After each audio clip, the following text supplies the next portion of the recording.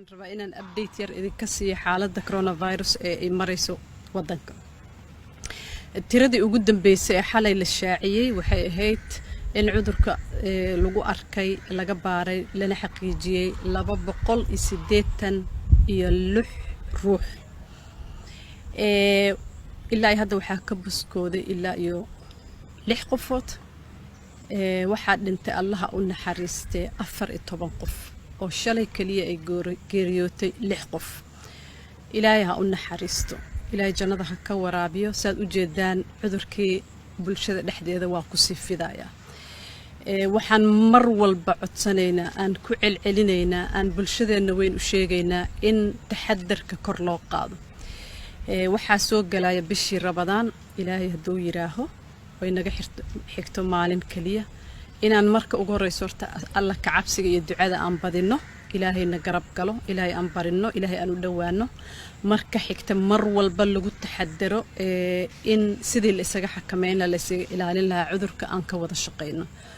waa mas'uuliyad saaran qof walba oo Soomaali ah, bani aadan ah. adduunka oo dhan wuxuu ugu fidayaa si aan caadi ahayn, aad u fudud. ilaahay ha noo dhib yareeyo. waxaan nahay dad nugul, dad badan oo xanuunsan ay ku jiraan, dad waayeello ay ku jiraan. soonkana qofka xoogaa uu daciifi karo maadaama uu waqti badan gaajoonayo waxna cabaynin. marka waxaan ku dhiirigelinaynaa bulshadeena mar walba in la badiyo taxadarka, inaanan meelaha buuqa la isugu imaanin, in gacmaha si fiican ooma loogu dhaqo iyo saabuun wixii markaas qofka uu haysto. mar walba lagu taxadaro oo lagu boorisanaado in maaragtay nadaafadda kor loo qaado, in aan bannaanka haddii aysan qofka dan weyn jirin guriga uu ku xakamaysnaado, in haddii qofka uu dareemo calaamadihii cudurka uu wacan karo nambarka 449 lagana wacyigelin karo, lalana waanin karo. isbitaal Martiini waa ku celcelinaynaa, waxaa lagu sameeyaa takhaatiir ayaa joogta. qofka isaga shakiyo la geyn doono haddii alla idmo, laga qaadi doono analysiska resultska loo diri doono laabka, kadibna la xaqiijin doono. inta u dhaxaysa takhaatiirta waxay ku boorinaysaa cid walba oo dareenta in xanuunka ay calaamadihii leedahay siduu u dhaqmi lahaa iyo meeshuu adeega ka raadsan lahaa.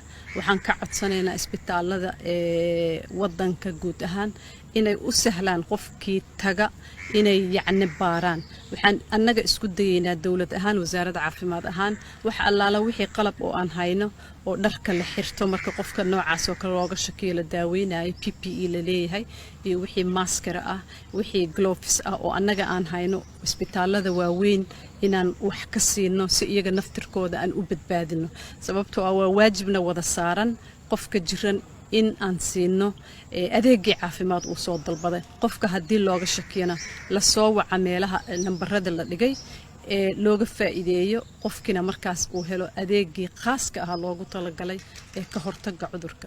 waajibna wada saaran waa. ilaahay hana kaalmeeyo, aan wada ducaysanno. waxaan ilaahay ka magan galaynaa dhibkiisa iyo aafadiisa.